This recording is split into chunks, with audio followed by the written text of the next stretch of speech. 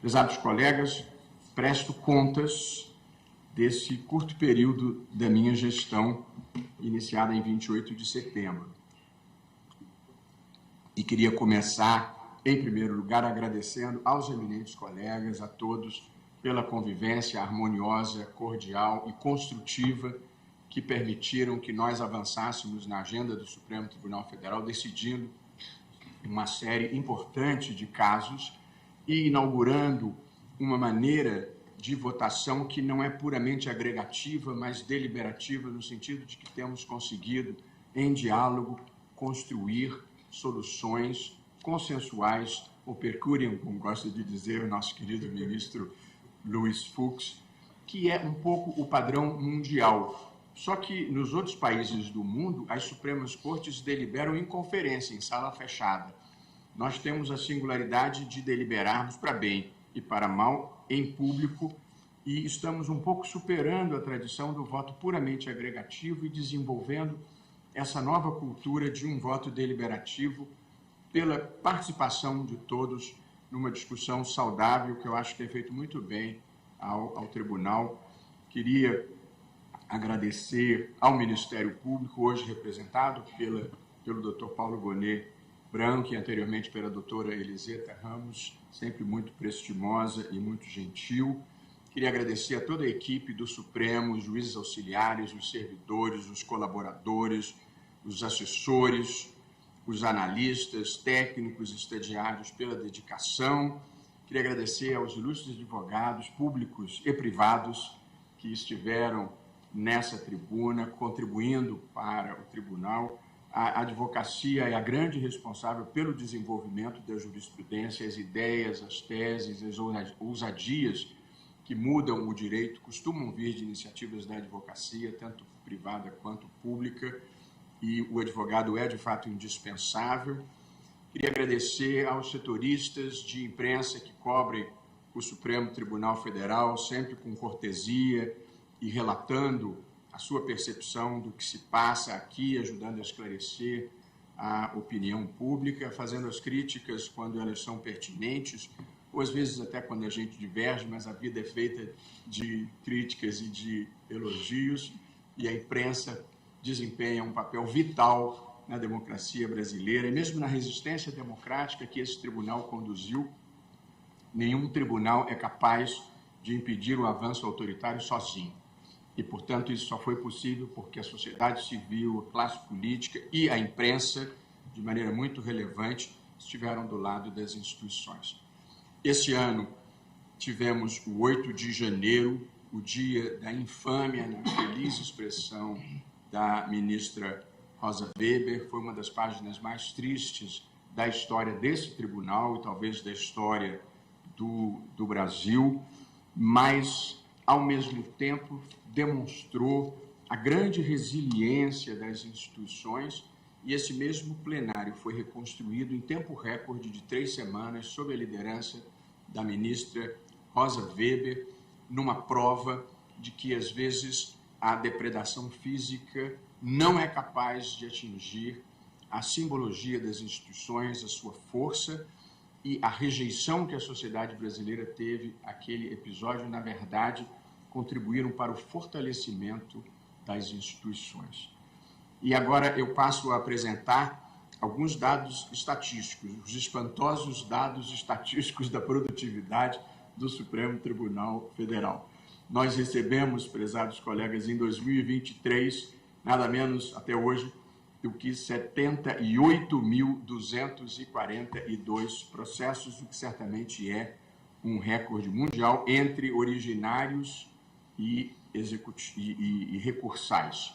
Apenas para quem não seja do ramo, os recursais são tipicamente os recursos extraordinários, predominantemente, e os originários são predominantemente as ações diretas e, mais recentemente, também as reclamações. Foram, na verdade, 23.546 originários e 54.696 recursais. Nós tivemos um aumento de cerca de 10% da demanda pelo Supremo Tribunal Federal este ano, basicamente motivada, ou substancialmente motivada, pelas ações penais do 8 de janeiro. Ministro Alexandre de Moraes, e aproveito para cumprimentar Vossa Excelência pelo trabalho empenhado, diligente, exaustivo que Vossa Excelência desempenhou, nem sempre bem compreendido, mas que nós todos aqui sabemos apreciar. E houve também, e nós estamos equacionando isso da forma possível, um aumento expressivo nas reclamações. Elas passaram, em 2022, de 6.242 para 7.081 ações desta classe. Há uma discussão nas questões trabalhistas. Eu mesmo vou me reunir com o presidente do Tribunal Superior Eleitoral, ministro Lélio Bentes, que é uma figura muito querida e que preside com grande competência o TST, para conversarmos um pouco sobre esse assunto. A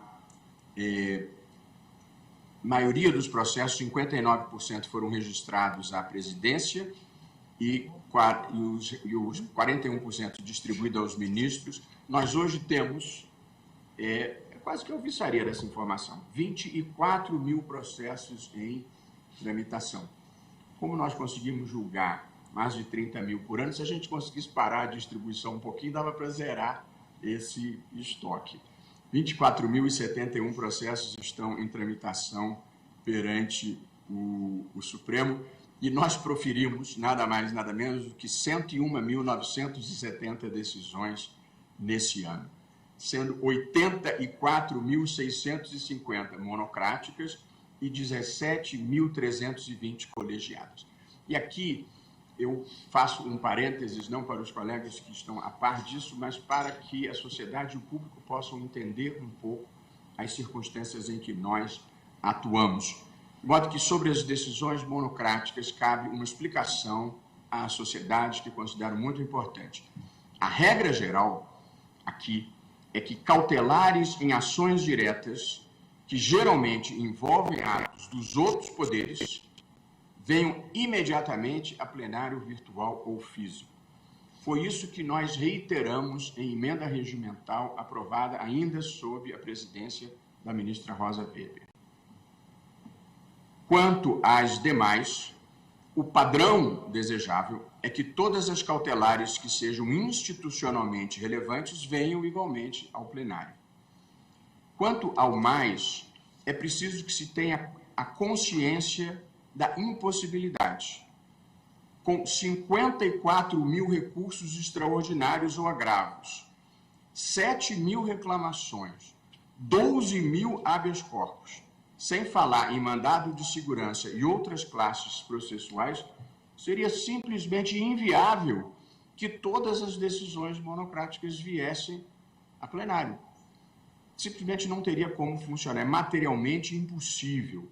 De modo que as decisões monocráticas, elas são um imperativo da realidade do tribunal e das circunstâncias que nós vivemos, e só poderia ser diferente se se reduzisse dramaticamente as competências do Supremo Tribunal Federal. Portanto, o que é institucionalmente relevante vem a plenário, mas a rotina dos habeas corpus, dos mandados de segurança e das reclamações e das negativas monocráticas em recursos extraordinários simplesmente não teria viabilidade em um tribunal que atua no volume que nós atuamos. Esse é um esclarecimento muito importante para que as pessoas entendam o que é a monocrática institucionalmente relevante do que é a monocrática que faz parte da rotina da vida do tribunal. Aqui nesse plenário, nós realizamos 78 sessões presenciais entre as ordinárias e as extraordinárias e 64 sessões virtuais. A ampliação do plenário virtual na gestão do ministro Dias Toffoli permitiu que nós reduzíssemos em escala muito expressiva o estoque de processos do tribunal. Tivemos aqui 3 sessões solenes e 2 especiais em comemoração ao aniversário da Constituição e ao centenário de Rui Barbosa, e ao todo nós julgamos um plenário, entre plenário físico e virtual, 8.527 processos. Nós estamos procurando estruturar, na linha do que pioneiramente também fez a AGU, um grande programa de bolsas de estudo para candidatos negros à magistratura, para que eles possam concorrer em condições competitivas mais favoráveis. Nem sempre as cotas são preenchidas e nós vamos estruturar um programa de bolsas de até 2 anos com um valor mensal para essas pessoas poderem se qualificar e concorrerem em condições competitivas melhores e melhorarmos a demografia do Poder Judiciário brasileiro, que não é representativa do corte racial da sociedade brasileira. E também estamos avançando na política de paridade de gênero. Na última sessão do seu mandato no CNJ, a ministra Rosa Weber aprovou a promoção com paridade de gênero. As listas de promoção por merecimento têm que ser mistas, e sempre seguida a promoção de alguém do sexo masculino, tem que vir uma lista integralmente feminina para que se consiga, a médio prazo, uma paridade de gênero nos tribunais. As mulheres são cerca de 40% da magistratura, mas não tem essa representatividade nos tribunais, e essa vai ser uma política que vai contribuir para isso. E na minha gestão, na última sessão, nós aprovamos também que a convocação de juízes para funções administrativas ou jurisdicionais nos tribunais também deva observar um critério de paridade. Presidente, eu gostaria de cumprimentá-lo pelo importante balanço que vem de apresentar essa prestação de contas e que revela o árduo trabalho que vem desenvolvendo já nesses 2 meses de gestão. E certamente muitos dos feitos que aqui foram mencionados demandarão já no próximo ano ou na continuidade do trabalho já agora muita atenção. Ainda ontem, o ministro Toffoli, o ministro Alexandre e eu conversávamos sobre o juiz de garantia, que há de propiciar uma verdadeira revolução no sistema processual penal brasileiro.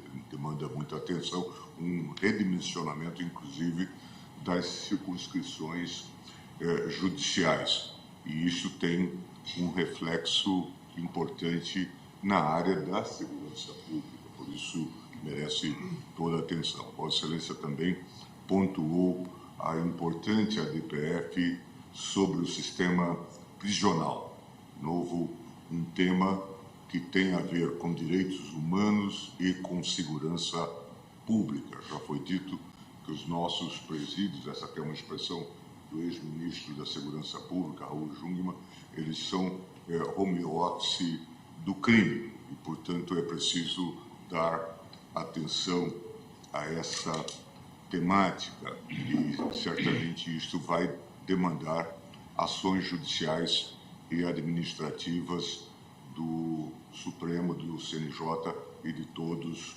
os tribunais. Tivemos também situações outras que foram construídas aqui, graças também à participação da Procuradoria da Fazenda e da AGU, como a questão complexa do ICMS dos combustíveis, a questão que chegamos a um acordo também numa bela cooperação institucional entre executivo, judiciário e os estados e o Congresso Nacional. Em suma, são muitos feitos dignos de nota. Vossa Excelência também apontou para algo que se tornou, numa dada parte da opinião pública, algo que felizmente parece ser uma batalha de Tararé, que são essas questões ligadas às liminares e aos pedidos de vista, hoje completamente disciplinados dentro do regimento e do Estatuto do Supremo Tribunal Federal. De modo que eu gostaria de cumprimentá-lo, congratular-me com a sua gestão e com toda a sua equipe e desejar-lhe um Feliz Natal, e sei que certamente não terá descanso durante essa transição, mas um feliz ano de 2024.